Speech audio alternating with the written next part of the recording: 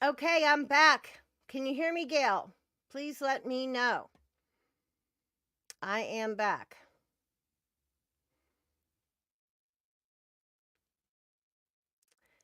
I'm going to hope that we have audio now. Can anyone confirm for me whether we have audio now? I I messed with audio for a while before starting the show, and I thought I had it all set to go, but apparently it clicked back out. Now I think I have it set, but I have no way to test it. Can anyone let me know? Let me see if I can find it on my phone. We're starting the show, and I thought I had it all. Okay, it looks like we're live. It clicked back out. Now I think I have it. Yay, thank you, Gail. Way to test it. Can anyone let me know? Let me see if I can find it on my phone. Okay, what an awkward start today. Thank you, Gail, so much for letting me know that you can hear me. Oh, 2 confirmations. I got one on YouTube as well. So thank you so much. I'm so sorry about that, guys. I'm going to start completely over. Let's pretend that never happened. Isn't that what you do on a live event? So welcome to the show. I'm Sue Ann with Right Mix for Business. You're watching The Marketing Mirror. Today, I wanted to come to you on live video because I wanted you to not be able to hear me and I would be mute and talk to nobody. No, I wanted to come to you on live video to thank so many of you for interacting with the show, for showing up on these live audio events for a show that could be interactive. And I really appreciate so many people for participating, for leaving comments, for giving me feedback on the shows before the show, during the show, and after the show. Your feedback and your participation, your voice, being part of the Marketing Mirror has meant everything to me. And I am so appreciative of all of you. So if you're watching the show live, I thank you. If you're watching the replays, if you're helping me with show ideas, giving me feedback, and also if you're giving me your insights for the show, for the Marketing Mirror, since I've been doing this experiment with doing live audio on LinkedIn. Now, today I'm also live on YouTube. So if you prefer YouTube to LinkedIn, you can watch me on either channel. And I really appreciate you being here. I'm Sue Ann with Right Mix for Business, and you're watching The Marketing Mirror. And today I don't have a special guest, but I've had quite a few over the past weeks. And I'm so excited about that because these voices have lent everything to the show. So I want to today kind of take a look at a few of the things that we've recently learned on the show. I want to kind of go back and review a couple key things that have been coming out in the really fantastic, intriguing live interactions. And I wanted to make sure that some of the things that kind of flew out or came up were remembered. And I wanted to kind of review some of those things with you. So today I'm going to give you a little bit of a look at what we've been doing on the Marketing Mirror. I'm going to get it. I'm so flustered from that little glitch with the audio that I'm going to just get a little quick sip of water. And while I do that, how about if I give you a quick invitation to something going on here at the Marketing Mirror? So hang on one sec while I sip my water. Hey guys, it's Sue Ann. I'm so happy to invite you to my new membership community called Inside the Marketing Mirror. Let's go a little deeper into digital. Let's learn and grow together. Let's, for the price of a cup of coffee a month, jump into this private studio for exclusive content, deeper dive learning, and surprise events. So come on in, my friends and colleagues, through my new Buy Me a Coffee membership. And whether you make the events or not live as a member, all the content will be available exclusively to you in the studio library. I can't wait to see you.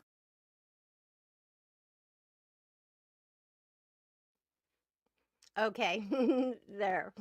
Now I feel a lot better. I took a little sip of water and I'm ready to go. Less flustered and ready. So, thank you again for being here. I'm Sue Ann. This is the Marketing Mirror, and we're looking back at some of what has been revealed to us over the last weeks because we have been talking about social media reimagined because we found out in these last 5 weeks or so of discussions that the road has taken us near and far. It's taken us in unexpected places, leading to interesting chats and interactions with you. Because I've been doing this, like I say, live as an audio event for that interactivity and to get your varying points of views on topics. So the show has been kind of all over the place. So today I thought it would be great to say thank you in person, live and in person. And also, I don't know about you, but with these discussions with other people, I am definitely learning a lot. So I want to thank you for dropping in live and watching or listening to the replays and to the latest episodes of the Marketing Mirror.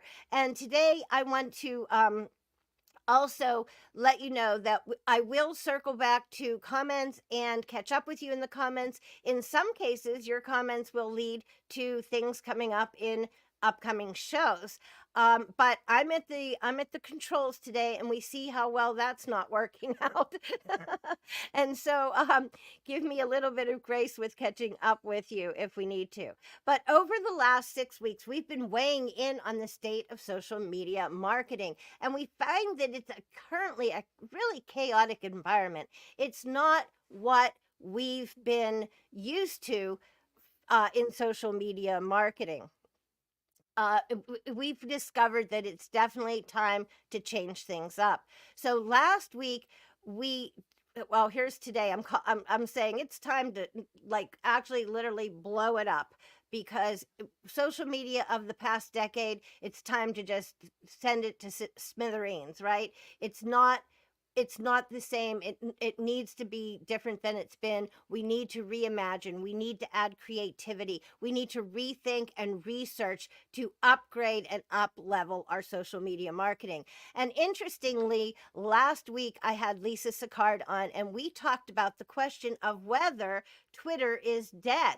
Because, we've been hearing that Twitter is dead a lot. And so I wanted to do a quick review of some of the really fascinating discoveries that we found that indicate that Twitter is not dead. In fact, the day after we did this topic of Twitter is dead, the following week, the following day, oddly, an article came out saying that, in fact, Twitter/X has enjoyed a 25% increase in users year over year in August. It also mentions that Facebook, in contrast, is steadily losing users.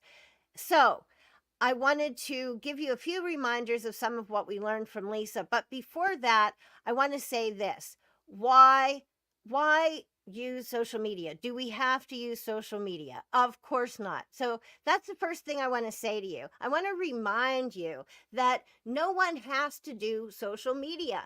No one has to use any particular platform or medium. And you should absolutely 100% follow your heart and your business strategy to suit your specific needs, because each one of us will approach things uniquely. But everyone agrees over these past several weeks that we've been chatting away that social media marketing strategies definitely need an update. We need to carefully consider, we need to reconsider, we need to research and reimagine how to successfully use social media. So one of the recurring themes over the last weeks has been the goal of social media engagement and creating relationships through social media. And so that's one of the things that was really high on the list of things that Lisa talked about and all the other participants last week when we were talking about, is Twitter still relevant? So my friends Lisa Sicard, Gail Gardner, who was assisting me earlier with my sound problems from GrowMap, Eileen Smith, from the anchorshow.com. Let's see, Jamie Shine, who's been a guest and who participates, Jim Fuse, Michelle Troutman. So many of you are my friends from Twitter. Laurie Andus came in last week. So Twitter is a place where I have gained friends. Kathy Miller, Sharon Hurley Hall. I met a lot of these guys on Twitter. And so what we've determined that we don't want to lose the joy of Twitter, even though other people don't like it. And we want to keep that social engagement. We learned quite a few lessons about Twitter, and here I've listed some for you. So it's about the enjoyment, the friendship, the engagement, the relationships, the conversations. We find that many people use Twitter for news. We talked about the president announcing that he won't be running for re-election by announcing it on Twitter. We talked about how mass media cites Twitter. We talked about people, in rescue situations or current problem situations where they're enjoying Twitter as a way to be in touch with people and mark themselves as safe. We talked about how much we love the live interactions from the Twitter feed. From Twitter Twitter tweet chats, I think. I'm not sure what X is calling them, so we're going to call it tweet chats. So tweet chats, and also spaces where you have that live audio interactivity. And that's one thing I'm wondering about with LinkedIn. How do you feel about moving the LinkedIn audio event to Twitter Spaces each week? Because I have to tell you, I've really been struggling trying to get the audio recordings from LinkedIn. I wanted to be more in the B2B space with LinkedIn, but I realized that for ease of use, X is going to do it. Now, interestingly, I had scheduled to be live on X today, but I wasn't able to go live on X because I don't have a premium account. So I guess I'm going to be getting a premium account because I hate being left out of X with my video stream today. So that was an interesting revelation. Last time I went live on X, which wasn't that long ago, it was with Stephanie Garcia. It worked on X, no problem, even though I wasn't a premium user then. So look, we're learning as we go, and that's another thing. Lisa mentioned loving to meet new people, finding industry experts, and engaging with colleagues. We learn, we share opinions, we share discoveries. I noticed that there are a ton of guys in tech and who are AI specialists who are really lapping up Twitter because they're showing their discoveries to each other and interacting on Twitter. So if you're following AI and the tech space, you will find that Twitter is highly engaging. I'm also following some YouTube folks on Twitter because I'm trying to learn about YouTube and optimizing that channel. So there's a lot going on X that maybe you do or don't know, but I wanted to just review some of what we learned last week because I thought it was really important and things that people don't know. For example, what is engagement farming? Have you heard of this term before? I hadn't heard of this term, and Lisa introduced us last week to engagement farming. And what does that mean? Well, make a note. Lisa was penalized on Facebook for the infraction of engagement farming. She further did some research and found that Twitter too has a penalty, whether that's an account suspension like on Facebook, I'm not sure, but you need to be aware that you can be penalized for what? Engagement farming? What? I never heard of it. So I found that interesting. The other reason I find that so interesting is that aren't these, excuse me, oh my goodness, let me get another.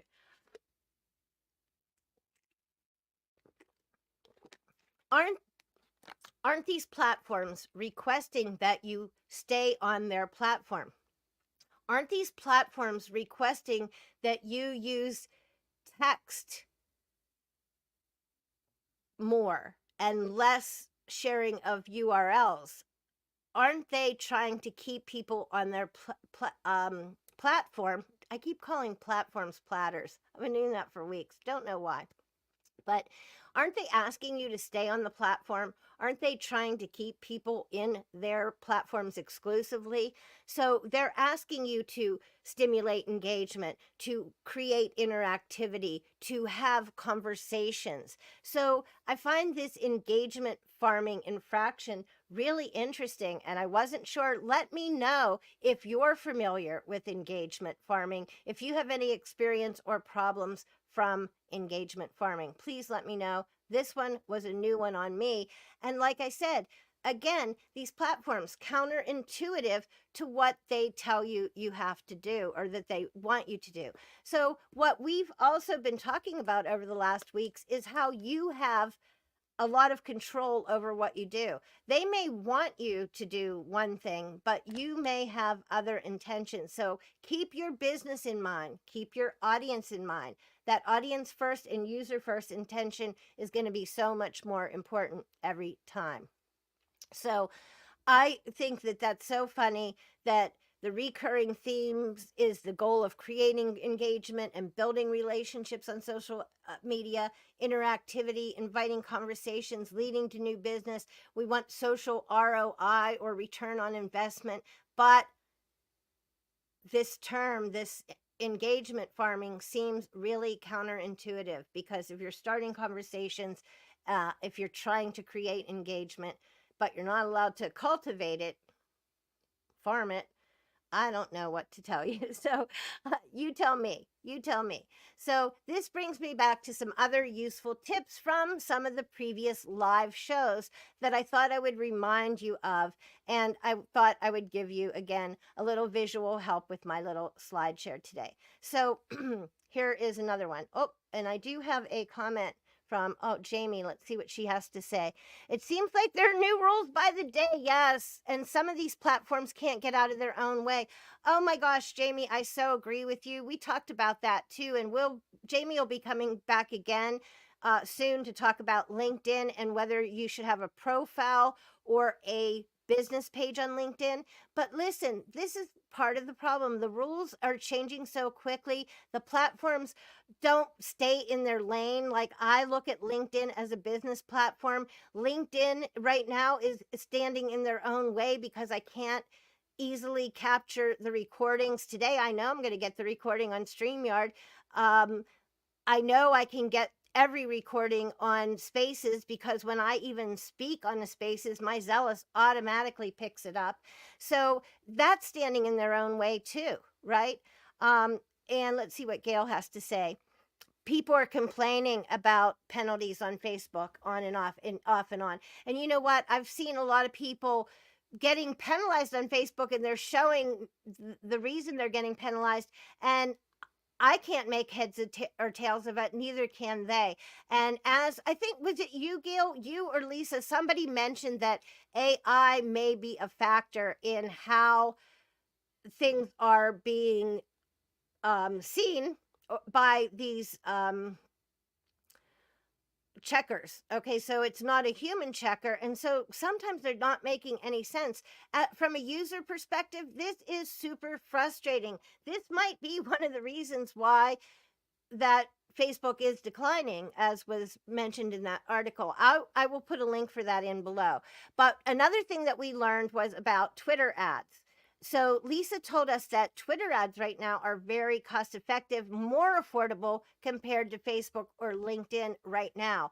And she discussed how X was really terrific about offering you help to get you started with Twitter ads if you want to try experimenting in the Twitter advertising space. She also talked, or X, she also talked about her advertising strategy was to drive traffic to her site, which organically, Twitter is one of her highest traffic drivers. She already mentioned, she also mentioned, but she's also using it to promote affiliate links. And she's running her campaigns right now, typically for 4 to 7 days, but experimenting on a monthly basis. So this is something that I think a lot of people didn't know how reasonable it was, and how it's measured in clicks or in conversions. And her conversions are literally sales for affiliate projects, and she's having really good results. I have some more information from Lisa that I'll try to get into the article associated with this show when I get there.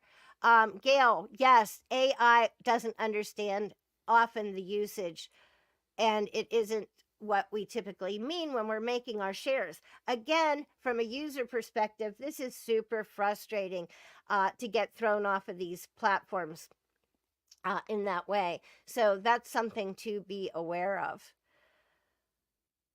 Ha ha ha. So one of the things that Lisa talked about, and also it was pointed out that you can use BuzzSumo to find your industry leaders if you're having trouble finding them. But we talked about how we promote mutual connections, how we share connections with each other. And it's so interesting. For example, when I met Sharon Hurley Hall, who is coming onto the show in 2 weeks, I think, to talk about, or no, next week, the 25th. She's coming the next week on the 25th. When I talked to her about when I first met her, it was on Twitter, and because she is such a prolific writer and had so much experience in writing and journalism, I had a question, and I thought maybe I needed some help, and I had met a few different writers on Twitter, and Kathy Miller was one of them. I said to Kathy, "Hey, Kathy, can you help me with whatever?" And when she got back to me, she's like, "I don't usually do that, but sure, I could give you help." And I said, "No, no need to help me. Sharon Hurley Hall I already caught up with her." And she was like, "Sharon Hurley Hall, she's my sister from another mother. We are great friends." So it was so interesting how immediately those circles were formed with mutual connections, with mutual interest. And that's why when we share back and forth our contacts, whether they're new connections or whether they're people that we know, then we grow into knowing our friends' friends, and the group, the discussion just gets bigger, it grows. So I love the fact that we introduce followers back and forth to each other. I think that's an important component in, finding your people, finding your community. Also, we talked about engagement tactics like polls and quizzes. Again, we have to be careful about talking about industry topics and trends. Jamie pointed out that you can't just jump on any trend if it doesn't jive with your channel, with your business, with your overall social. If it's way out in the blue, that doesn't often work. Now, you do want to share parts of you besides just your industry. You want people to get to know you. It's okay if they know that you're a dog lover, a cat lover, a mountain climber, those kind of things. Also, we talked about the importance of asking questions and getting feedback from people, and how that helps us to learn and grow and make closer relationships. And we talked about using visual posts without text to make an impact. And that applies not just on Twitter, but on other platforms as well. So, these are all kinds of other things. I just put these up here to show you guys some of what came out of that discussion. I thought it was so revealing. Miss Eileen introduced how important the Twitter studio is. Her studio, the benefits and the power of that. She also talked about live streaming directly on Twitter and the challenges to multi-streaming, like I might be having a little today. Also, she offered tools on streaming. So she's one of the reasons that I'm doing a live stream today, because she's urging me to try to step out and, do the conversation live on camera. And so that's a little bit more difficult. Let's see. Is this, oh, we already saw that. Okay. Okay, we're caught up to date. If you have further questions, if you have something else to input or add, please continue to do so. One thing that we didn't talk about last week that I did want to bring up about Twitter is the Fedica app, or Fedica, I'm not sure how you say it, but Fedica, Fedica.com, Fedica.com gives me a weekly email. And I really like it because it just automatically sends me this email where I can review and tweak my followers each week easily for Twitter. So it shows me new followers in case I miss somebody that I should catch up with and connect. It shows me unfollowers. So if there's any buttheads who dumped me, I may want to dump them right back, or I may want to ask them why they dumped me and try to stay in touch, rekindle, something that I wanted to be a relationship. So it shows you that. And most importantly, I think it shows you last seen or inactive accounts, because inactive accounts on any of your social platforms are not going to be conversations. They're not going to be clients. They're not going to be conversions. They're not going to be even any kind of connection if they're inactive. So I love that Fadika shows me inactive accounts each week, and I can go in and tweak, and I'm going to pull out anyone who hasn't been on the platter since 2018. Having followers isn't where it's at. Having engaged followers and relationships and interaction, that's where it's at. So if you have bots, if you have people who haven't been on the platform since 2018, 19, 20, I don't care, dump them and get real followers, get real interaction, make real relationships and connections. Also, I love that you can get some features like audience mapping or list showing the countries who are most engaged with your content. So if you're a big seller in the US, you want to know that your feeds are giving you US following. And I have, of course, for my feed, my biggest following is the US, but it shows me other countries of interest. And I've made friends all over the world thanks to Twitter. And incidentally, my friend Cheyenne introduced me to a guy in Philadelphia through social media.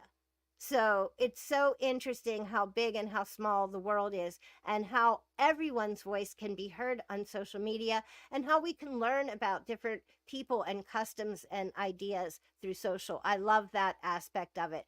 So you can get country, you can get county, you can even hone in on what cities are watching or listening to your Twitter feed. And you can get widgets to show these maps on your website and what have you.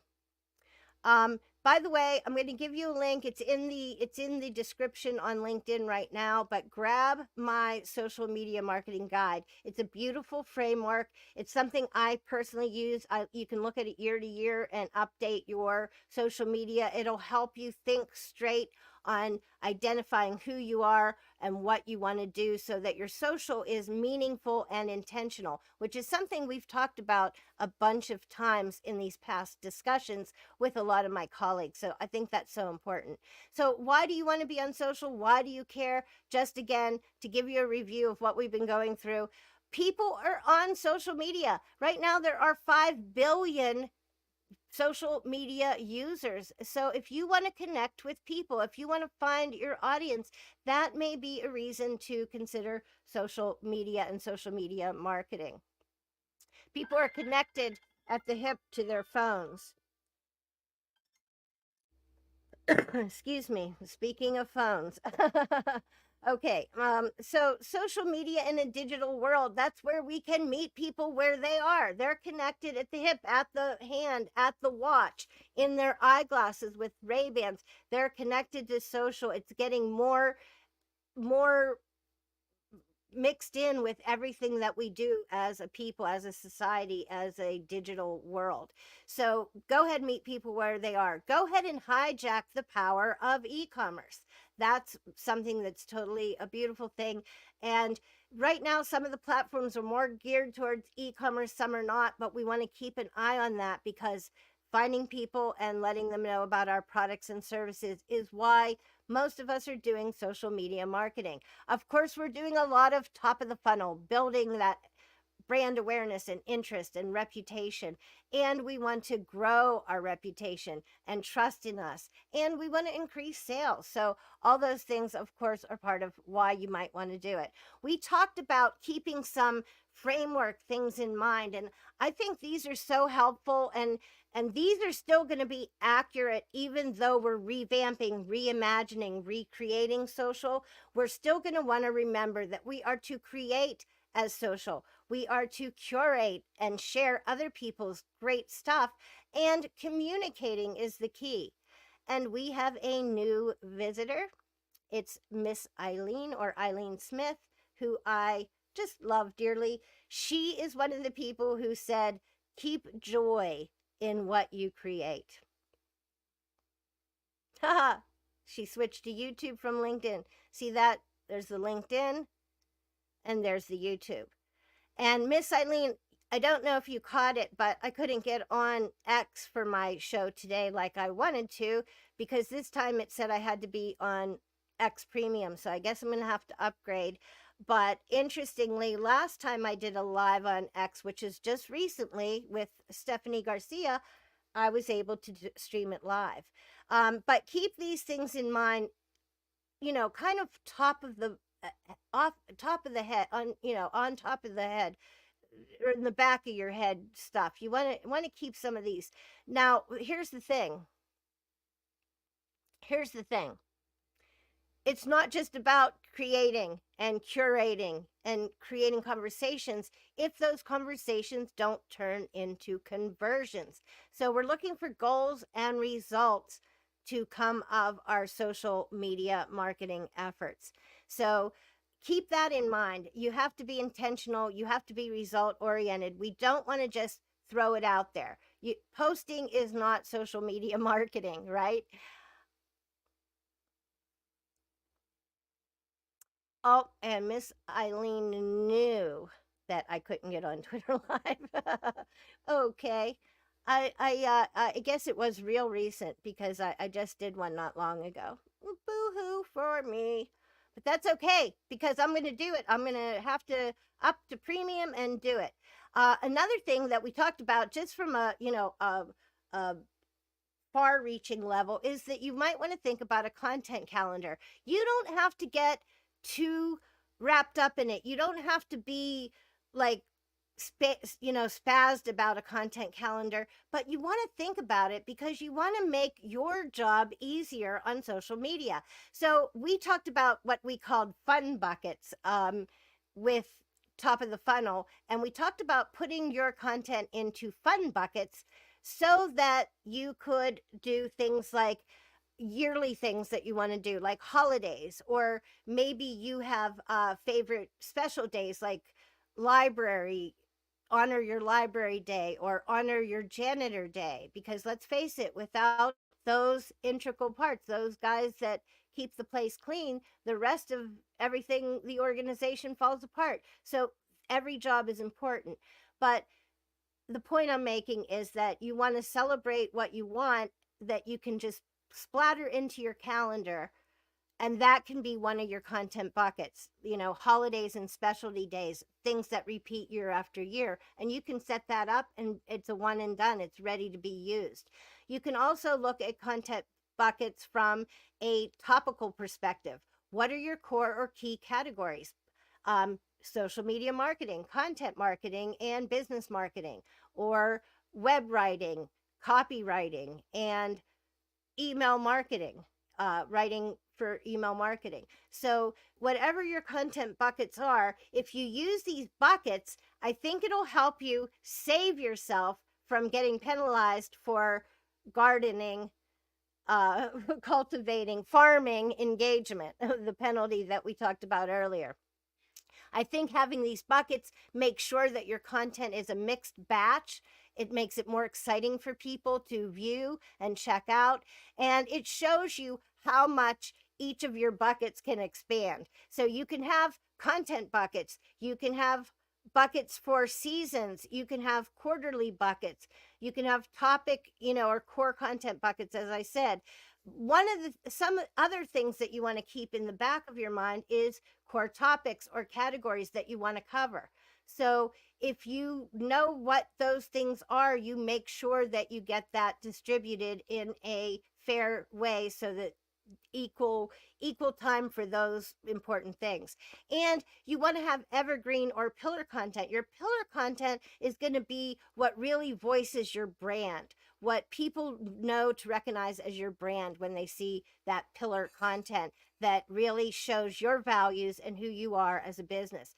And you're going to want to keep in mind that with everything you do on social, you should be thinking about intention and meaning, and that's going to help you upgrade and up level your plan.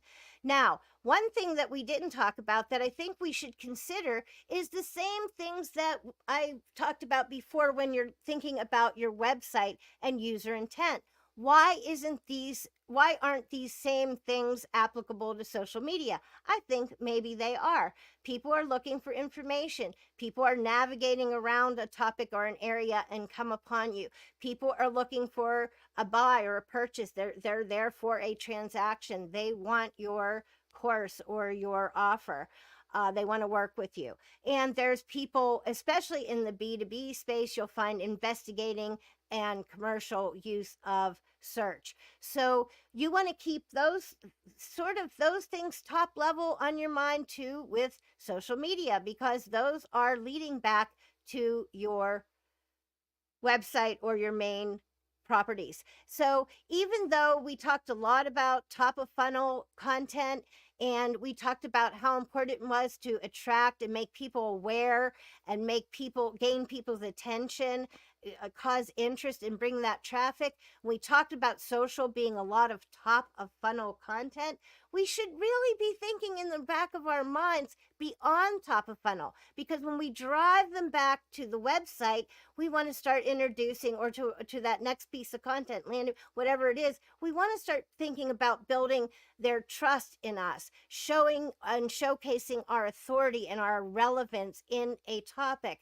So if you're not connecting the dots from your top of funnel social to that middle and finally that bottom of the funnel, where they're really considering using you for your service, for your knowledge, for your product, they're sold on your product.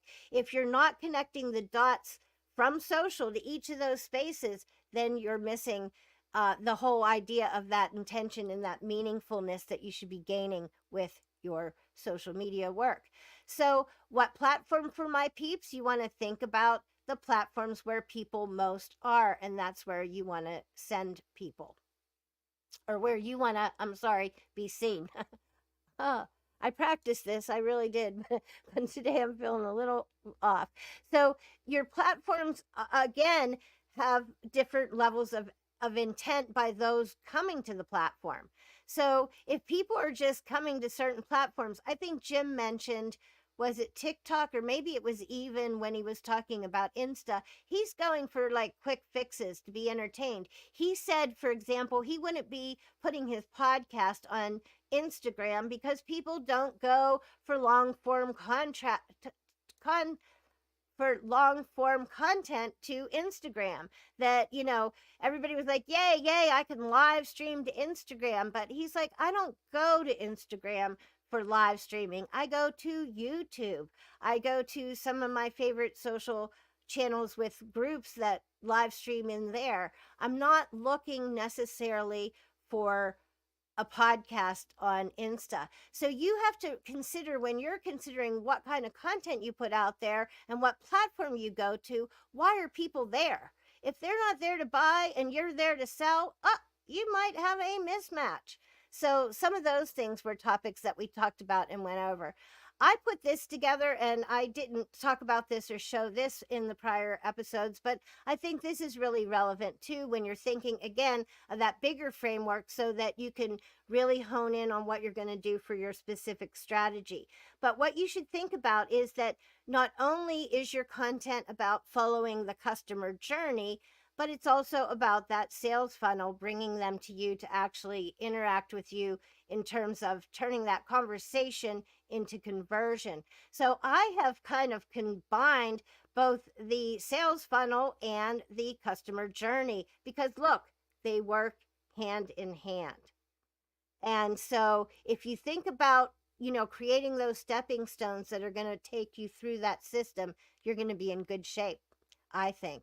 So think about that when you're trying to really narrow down and crash on what your content will be. Now, this is a little bit old. It's, I think, 2022. But what I wanted to point out here is that social media from an organic perspective is not dead, because this shows that 49% of consumers are finding their product through ads, right? But 40%, only 9% less, are finding it through organic social. So organic social is real. User generated content is organic social for businesses, brands, and companies. That's people talking about you for you. And that is word of mouth marketing. And that is really a huge part of social. Not those paid influencers, but just that community, those brand fans that you gain and garner. Those are going to be huge to you growing your community and building your business.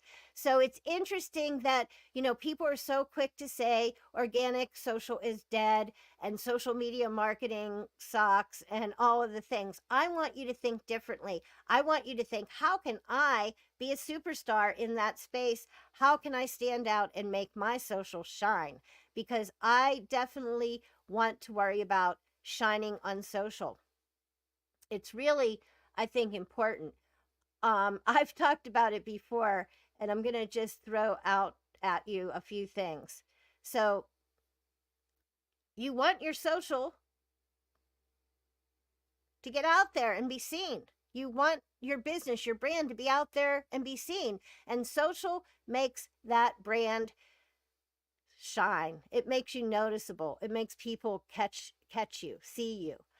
It also is a way to shine the spotlight on sharing your content assets. And I think that one of the things that you have to do to be really good at social is to offer an agile mindset. You have to be willing to understand that it is changing all the time and it is varying, and you are going to be adaptable and not get like a lot of us. I'm saying us because I'm including me, where we're not stuck on doing the same old without updating and getting agile and getting experimental and getting creative and doing something to be different, because we're starting to look like we're sleepwalking, as Mark Schaefer said and was mentioned in one of the earlier ones. So socially grown content will travel far and wide, and I think that's uber important. So that's something we definitely want to look at. So I hope that so far you're enjoying the show. I want to thank you again for checking it out. And let's just move right along. I'm just about done with what I had to show you. Social media means that you do have to allocate resources. So even organic social is going to take time. It's going to take money. It's going to take a certain toolkit for you to use to really make the most of your social media marketing, to make it resonate out in the world. And so when you're looking at each social media platform, you want to think about getting acquainted with each channel. You want to determine a posting frequency plan, because remember those resources we were talking about? Some social channels take a whole heck of a lot of time, and the feed needs fed like constantly. So you're going to want to think about which channels, need the most attention and the most feeding. How can I make the most of my social, keeping in mind that review and that allocation of resources? How and should I create a content strategy? And the answer is yes. And we want it to be meaningful. We want it to be intentional, and we're going to get more into actual strategies coming up on the show. Also, we want to figure out a process that will be a comfortable workflow for us and a comfortable posting schedule, because if you talk about it and don't do it, you're not going to see the results. So you have to get yourself into a process and workflow. And of course, we need to remember to analyze social media and look about those key performance indicators. And I can show you, in fact, I will show you, I've been working on a video to show you how to set up social so that it has a direct line to a key performance indicator. How can you ask the question that you'll get to hear and set up your social to make that connection? So I have that coming up for you. Top of the funnel with Jamie was really, really exciting as a segment. We talked about so many new ways to spark awareness and so many creative things that can be done. So pay attention to that. We talked about using CTAs, or call to actions, in different ways, calls to action in different ways. Like, we see a trend for people saying, if you want this lead magnet, DM me. And that makes that conversation become personal to deliver that lead magnet, rather than sending a person to a website or a landing page. We talked about social sharing techniques, um, for um, all kinds of reasons. So we talked about like the fun buckets and the topical buckets, the pillar content and evergreen, but we also talked about different ways to share those so that they get seen. We also talked about having a strategic impact by taking care of using core strategies, I'm sorry, guys, by being sure to incorporate your core categories and your pillar content into your map for social. And we talked about the importance of user generated content and how it could really elevate your brand, and through really efforts not even of your own, but really can be effective for you. And we also talk about some other interesting things, including how to craft platform specific work and how important that is, especially now. You can't just do like, I'm doing social and it works everywhere. Now we have to be more aware of and more intentional with content specific posting and content specific social. So I think that's impactful. Also, we talked about credible commenting and how that could increase your reach and gain you new business just by intentional, intelligent, credible commenting. And that was an interesting discussion a few weeks ago. And then I had Jim Fuse and Peter Lysowski, who talked about how to get relatable, how to engage with people in a new and a unique way. Peter's the founder of the Relatable app, and what they do is they suggest that you hit those people one-on-one right off the bat using the Relatable app, which is an app that is kind of a video app, but really the idea is to bring people in where they create their own experience depending on what it is they're looking for or what it is you're offering and how you can match the two. So they want to have that one-on-one experience right off the bat, and they want it to even be an experiential adventure where that person who's interacting with you has a choice in their own destiny, in their own journey with your brand. So it's very interesting, and that was another cool thing that we talked about.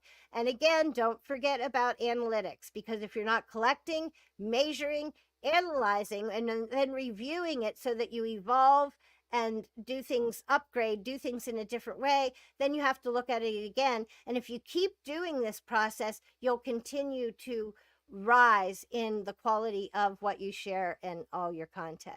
So I think that's super important. I think if we go out there and market with love, bringing out the new you in new ways, finding how to reimagine how to interact on social, how to create real conversations, real connections, real relationships, and that human to human contact, I think then you'll do really well with your upgraded and new social media marketing platform and plan.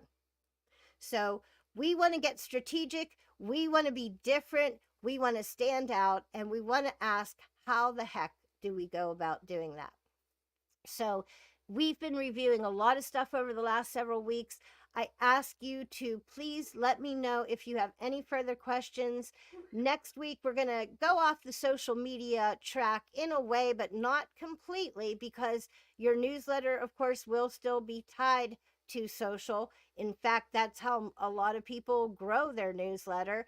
And Sharon Hurley Hall is going to explain jump-starting your newsletter if you're just getting started, or jumpstart it to upgrade it if you're already in it, and how do you monetize your newsletter, because we're always looking at streams to monetize things.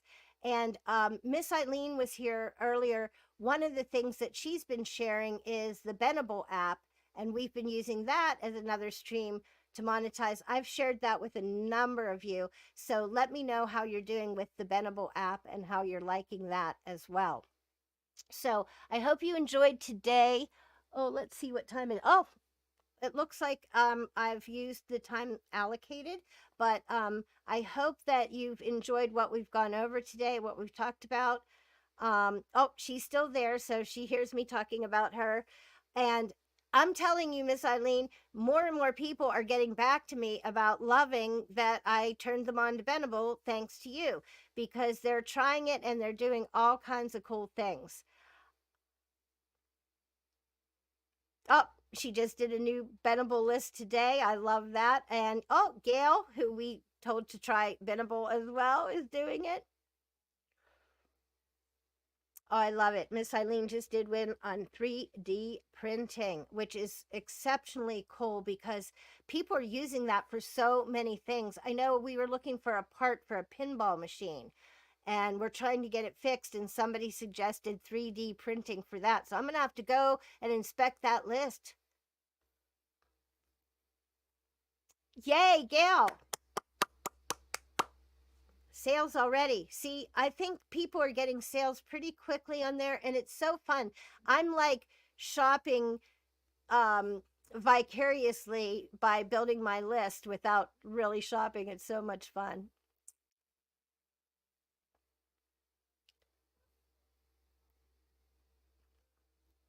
I think you're right. I think you're absolutely right. So Gail is saying that the benefit is that we can share what can benefit other people.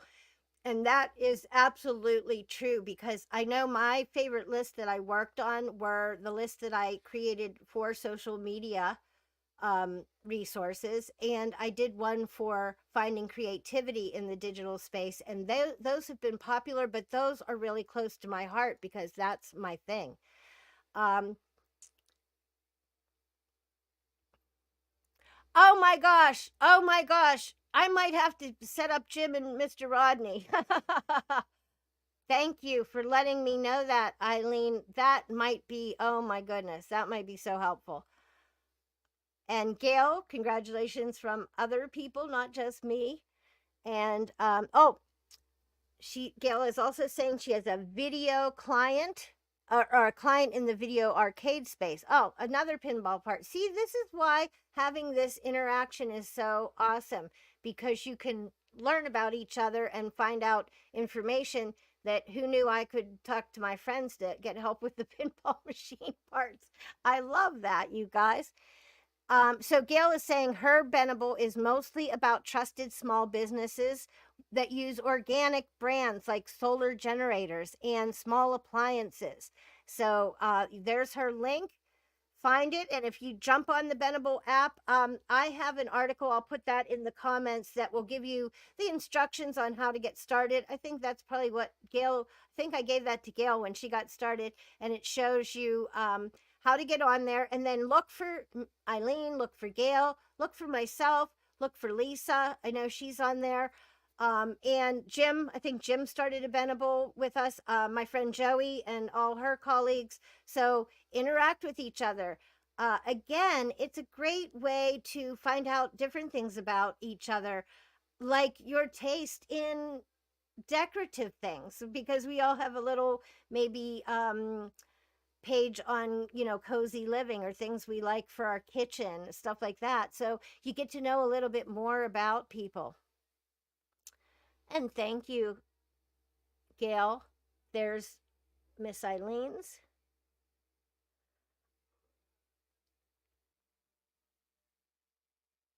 Ah, and mine. I don't, it looks like I on some of my social sites, I can't get my hyphen on there, like SUE hyphen ANN. My name's Sue Ann, and other ones I can. So it's interesting. And there's Jim. So everybody connect with us there over there. If you're not, if you're watching this and you're not a subscriber to my YouTube channel, I lost a subscriber since my last announcement at LinkedIn that I was up to 103. I'm back down to 102. So if you would be so kind as to subscribe to the channel, I would really appreciate it. Next week, we're going to be live with Sharon Hurley Hall. Let me see if I have a banner for that. I thought I pulled one up. Let me see if it showed up. Aha. There we go. I guess I have to take the comment down, though. Okay, so next week we have Sharon Hurley Hall for a live event talking newsletter jumpstart from new to monetized. That's going to be super fun. Thank you all for being here today. Thank you for everyone who has been stopping in, like I said, not only before the show to give me help and help me decide, you know, topics and give me ideas, during the show for your feedback and your valuable information, your insights beyond what I know, and for your perspective on a lot of these conversations.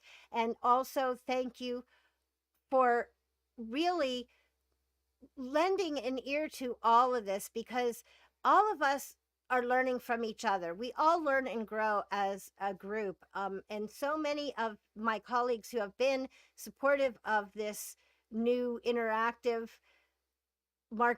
episodes of the Marketing Mirror really are so much a part of why I'm even here. So I want you guys to know how much I appreciate you and really enjoy talking to you anytime on any subject, especially in the digital space. Now let's see, we have a couple more comments. Thanks, Sue Ann. Great topic. I appreciate that, Miss Eileen, very much. And then Gail is giving me this. Oh, it's not too long. Okay. I'll just finish signing off and you can read Gail's comment.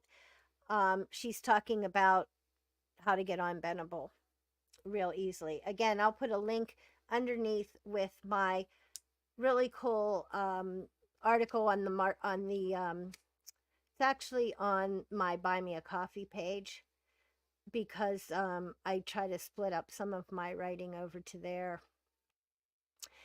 So if you want to catch some articles that I've written specifically that I don't write as much about on my Right Mix for Business site, would be things like the Bendable page and a lot of topics on YouTube Shorts and learning about YouTube, because I'm really trying to figure out this YouTube mystery, and it is a mystery.